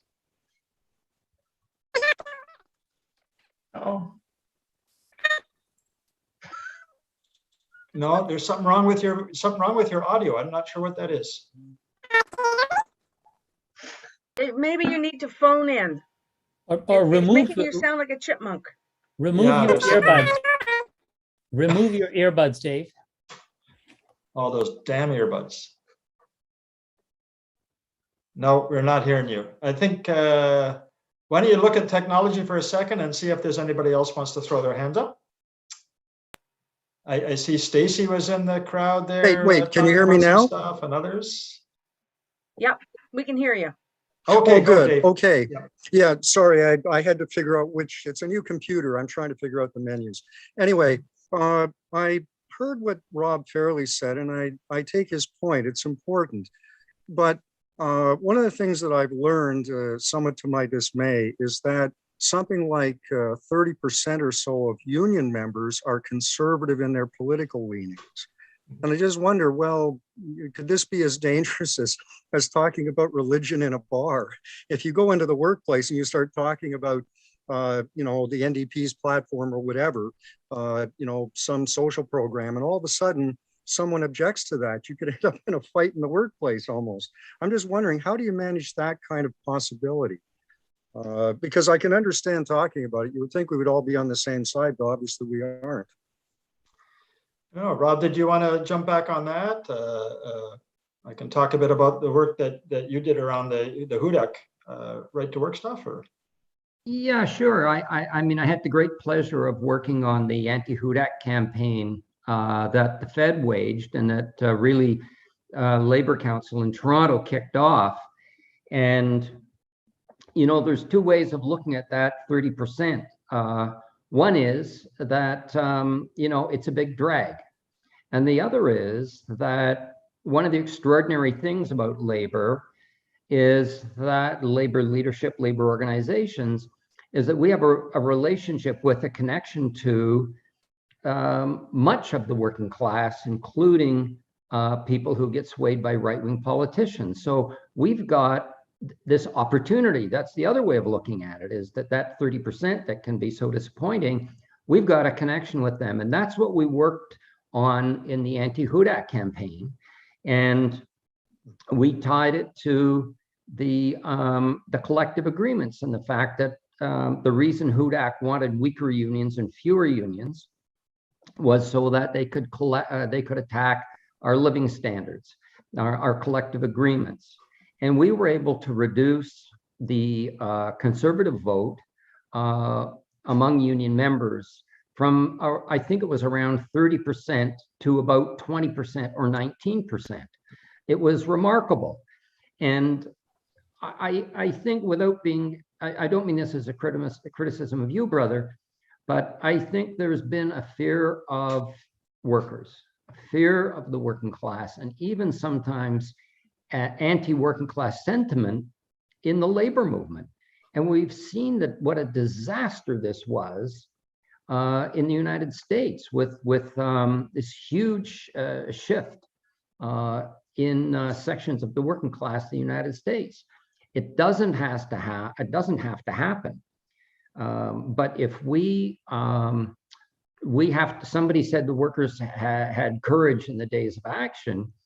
Labor leaders have to take on the tough work in the workplace And I think with our members, and we have to view it as an opportunity. And as long as we go in and are prepared to have serious political discussions where we're not lecturing people, we're listening to people, we're engaging people. One of the pieces of literature that we handed out was about the size of a business card. And on one side of it, it said, even if you're sick of politics, ... pay close attention to the next provincial election. So, you know, we were saying, yeah, you're sick of politics, but there's an important conversation we need to have.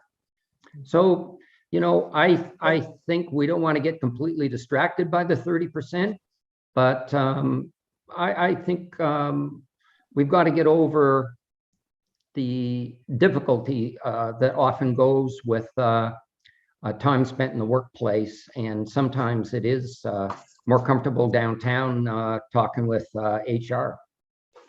They're such nice people. Yeah, thanks, Rob. Jinky. So good evening, everyone. What I just wanted to take the opportunity to thank you guys for sharing your memories and your stories. I personally could sit here for hours listening to all of you guys.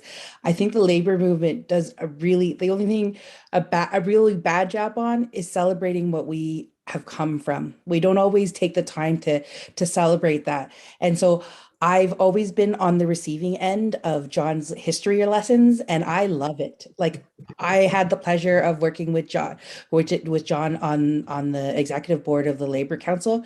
And the fact that, like, just you guys sharing your shared joys, your experiences, and seeing how passionate you guys are about it 25 years later, it is super, super inspiring. And right now I am with Sister Andrea, and we're going to push this labor movement forward. And I want to thank everyone on this call who has started that groundwork for us. And I hope that you guys will be around to coach us and help us stay on track. So I unfortunately, I have 2 little ones, and I was in and out trying to get them ready for bed. But what I heard of this, it was just, you guys are amazeballs. I don't know how to say it enough. You guys are just awesome. So thank you. And thank you for letting me be part of this celebration. And I hope we do this more often. So thank you, Jinky.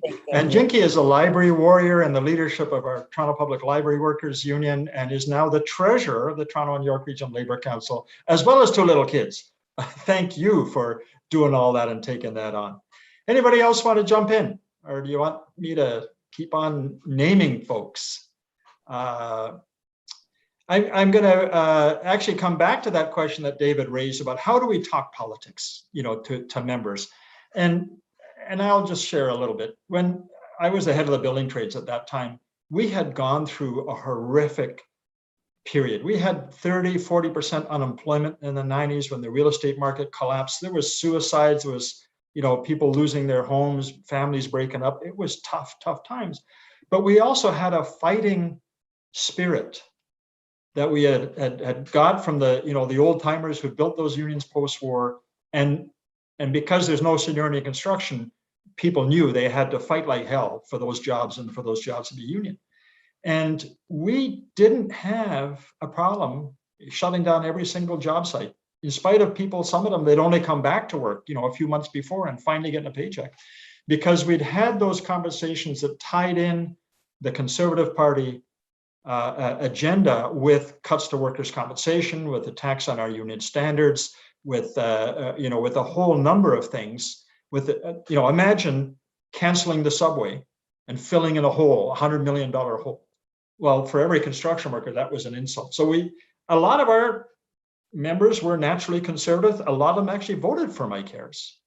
You know, they didn't like employment equity. They were worried about, you know, where's my kid going to get a job, all those kinds of things. But it was the patient work that Rob and other people have talked about that really allowed us to sit and have that. And I'll give one quick anecdote of how far it can go. In 2000, the Conservatives told the building trades that they were going to bring in US-style laws to allow our companies to have a non-union arm as well as a union arm. And we had to mobilize and figure out how to stop that. And we understood like the Days of Action, was really aimed at the employers and the bosses and creating no justice, no peace situations. So they would go back to the Conservatives and tell them to back off. Well, we started doing job site rallies, lunchtime, everybody coming in, huge meetings of 200, 300, 400 people. I would always be able to find somebody who'd worked in Alberta where they had smashed our unions. And that person would testify, about this is real. If you don't defend what you got, your wages can be cut in half. That's what happened to us in Alberta. And at the end of one of the big rallies at the airport, we must have had 500 men and about 20 women. That was the ratio of sisters in the trades at the time. And I finished speaking and everybody went and talked to their own reps. And at the end of it, a fellow off the Ironworkers Union came up to me and said, see those two guys walking away? I said, yeah. I said, well, that guy's the Sergeant of Arms of Satan's Choice motorcycle gang in Ottawa, in Oshawa. And he asked me, is what that guy saying, is that for real? Is that really what's going to happen? What's happening? And the fellow said, yeah. And he says, do you want anything done? So at which point, no, it's fine. It's fine.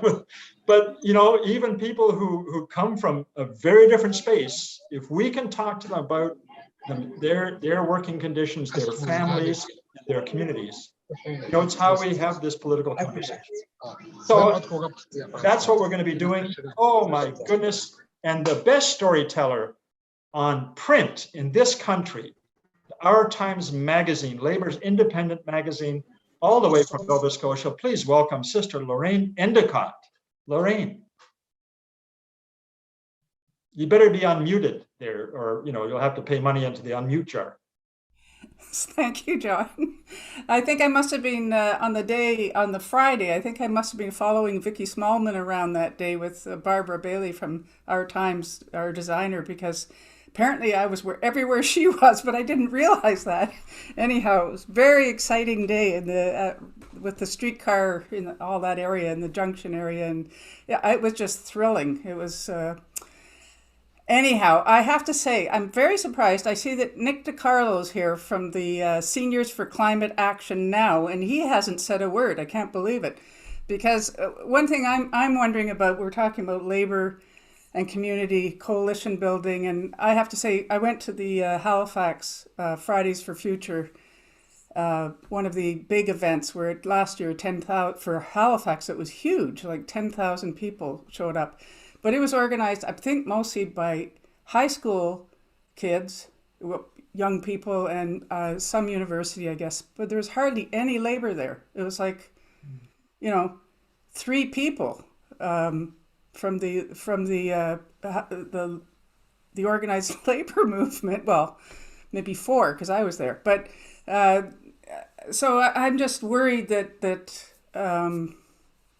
Well, as far as climate action goes, because that's a pretty fundamental thing that we're all worried about and dealing with, or trying to don't know what to do, or and good green jobs for all, and bringing that home to the communities too. So for me, the excitement of that day was definitely the power, the collective power of people from the communities, from the labor movement coming together. Was unbelievable. So I'm hoping that we can bring that all back around for climate action now, and good green jobs for all. So I'll be quiet now, John. That's fabulous, because that's what I've said in my nominal retirement. The one thing I'm really doing, other than celebrating our history, is working on climate work, and we did have a bunch of union people, certainly at the Fridays for Future. The Steelworkers Whole Area Council came out. Other folks were there. Not as many as 2 years ago when we filled Queen's Park. I hadn't seen Queen's Park as full since the Metro Days of Action, actually. But those young people give us amazing hope. And they are calling on us to take this wisdom and the knowledge we have in this room and help shape a movement so that they can have a world they can live in, and for them and their kids. Bill, you wanted to jump in? A couple more words. Unmuting. I've done it. Okay. I don't want to pay that quarter, John. Yeah. I just wanted to say, I noticed a few people are dropping off, and that's understandable. I just wanted to say what a great thing it is to see some of the old friends that I've known for many years. But it's really heartening to see new names, people whose names I don't recognize. And that may be partly because I've been retired for 20 years, but it's also a sign, I think, of the great work that's been done by the Labour Council in bringing younger people on board and in bringing members of ethnic communities on board as well. And I just wanted to say that's kudos to John and to the work that the Labour Council and the board has done in really moving the movement beyond what it was. When I first got involved in the labor movement in the 1960s, believe it or not, it was a bunch of old white guys. And that's no longer the case. And that's a wonderful thing. Yeah, and we have our leadership, our staff, and the collective wisdom of our affiliates have helped shape that long before I got there and long after I'm leaving. I think that's a huge mark. So probably the last word may go to Nick DiCarlo, who was part of the Coalition for Green Economic Recovery back in those days when he was an aerospace worker. Nick. Yeah, I kind of got put on the spot there, so I guess I had to say something. So on the days of action themselves, I think one of the things that's really important was that it started 6 months after Harris was elected, when it seemed with a very strong majority. Within 6 months, there was the first day of action in London. I think it was December 15th. I think it was 6 months. And that momentum built around the province to when it arrived in Toronto. So that was part of the dynamic. The other thing was that I think the fact that we challenged, we said, we're not going to accept, we will challenge with our power what the agenda of the Harris government was. That was inspiring to people. It wasn't just that we should be against it, et cetera, but it was a very direct challenge. And I think that was an important part of the dynamic. In terms of today's world, it's more complicated. It's more complicated, first of all, because we don't have the same, we're not in the same position because of the years of austerity, cutbacks, global trade, et cetera. We've been under the gun for a long time, and it's very difficult to organize in those situations. Around the environment, which I think is, and essentially the climate crisis, is the challenge of the time. It has to be fought at a time when we also have other challenges around economic crisis, social attacks, et cetera, growing international tensions. So it's a hard slog, but the biggest question would be, what's our common goal in this situation? How do we define the common goal? And that's tough when in a time of economic crisis. So we have to rise to that challenge, I think. And we'll see where that goes, but it's not easy, but I suggest it's one that we have to really tackle. Thanks, Nick. And Pat Bird was trying to raise her hand. I know she was trying to challenge the chair, but I will give her a couple minutes. Pat, are you able to unmute? I just want to say, I think the question of trust is so important. I have moved to Hamilton since retiring and trying to build, in addition to being involved in the labor movement, I have been a housing activist for a long time. And I've had the privilege recently of joining with a Native women's group here who have created a housing for Indigenous women off reserve. And I'm struck by how slowly you have to build that trust. You can't rush in. And it's, to me, the leaders today are the young people like Greta saying blah, blah, blah, blah, blah. It's thumbing her nose at the politicians. And Bill mentioned reading Plato, and I one night I picked up Aristophanes, who's a Greek comedian, who wrote a play towards the end of the Greek wars. And it's a satire on the old, wanting things the way they used to be. It's hilarious. It's really wonderful. And I see Greta kind of in that tradition. I also wanted to mention something that happened to me on the bus. I was visiting in Toronto. The express bus between Toronto and Hamilton is going again. So I've been able to go in once or twice. Anyway, I was coming back from Toronto this morning, and just ahead of me, the bus station has moved during the pandemic in Toronto. And now there's nobody in the bus terminal that you can ask a question to. So if you're a regular commuter, you know your way around. But if you're somebody just visiting occasionally, you have no one to ask, except the essential workers who kindly stop and pay attention. Anyway, the fellow in front of me, I think was a SOAR member.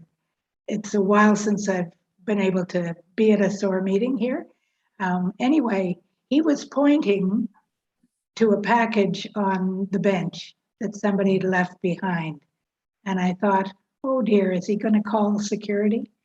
And I was worried about packages left. Anyway, he was trying to signal to the woman who had left it that she'd left it, right? And he turned to me and he said, people don't pay attention. And I said, it's alienating being in this space where you can't ask. You're preoccupied, so it's easy to leave things behind, right? Anyway, we got on the bus, and then you can't talk, right? Because you're isolated. But I thought it was a kind of human thing that he was worried about her losing her package. He wasn't having that preoccupation that it might be a terrorist leaving a package on the bench. Yeah, we've learned a lot about our shared humanity through COVID, actually, in many I ways. also wanted to say I agree with Rob Fairley, and I don't always agree with Rob Fairley, or with you, John. But I think we can't leave. We have to be able to disagree and debate and figure things out together and take workers seriously. I have a daughter in the workforce, and so I hear her preoccupations, and I think we do have to listen. Yes. And we really have to listen to Indigenous, and we have to listen to the community. We have to listen to everybody. Well, that's a great way of winding up this conversation. Thank you, Pat. It was really, thank you for everybody who's contributed. We are going to end with the two things. Speaking of activism, speaking of being on the streets, on November the 6th is the Global Day of Climate Action all across the world. And we have an event at Queen's Park that day. And I think it's, I'm going to be actually in the UK myself. For COP26, I'm going to be in Glasgow the week after that, so I won't be on the streets here in Toronto, but please tell all your friends, bring everybody you can, kids, grandkids, neighbors, friends, sisters, brothers, comrades, out on that day, because we are sending a message to world leaders and Canadian politicians that we want them to be serious about climate. That's what that next generation is telling us about. Again, labor150.ca is a great place to go and look at more labor history. Look at the great video that Nadine McKinnon did for our 150th anniversary. Choose the version with the music in it, because you'll see the story of the first Black postman. Thank you, Mr. Jackson, in there, along with a number of other music that you've heard tonight. We're going to ask the panel if they can stay on after the song, just to debrief for a second. But we are going to end this session with Billy Bragg. There's power in the union. Thanks all for being with us. Take care. This is a trade union movement taking the initiative itself, making connections between other groups that are threatened by the Tories and what they're trying to do, and coming together as a popular movement. And that's the important about a trade union, to move just outside of the workplace into a broad, open movement like this. When I look at you people, I realise that there is still power in a union.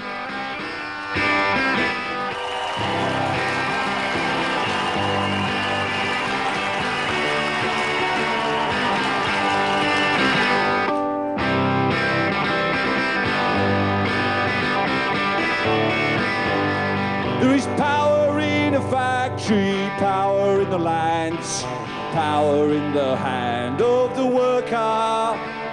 But it all amounts to nothing if together we don't stand. There is power in a union. Now I long for the morning that I realise brutality and unjust laws cannot defeat us. Who'll defend the workers who cannot organise when the bosses send their lackeys out to cheat us? Money speaks for money, the devil for his own. Who comes to speak for the skin and the bone? But a comfort to the widow, a light to the child.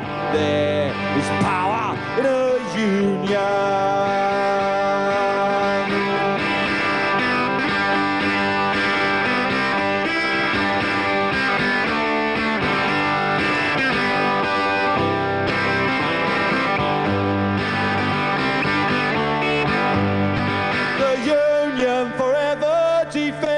Our rights, down with the black legs, the workers unite with our brothers and our sisters, together we will stand. There is power in a union. Solidarity forever. Thank you very much. This is not a narrative. Thank you all.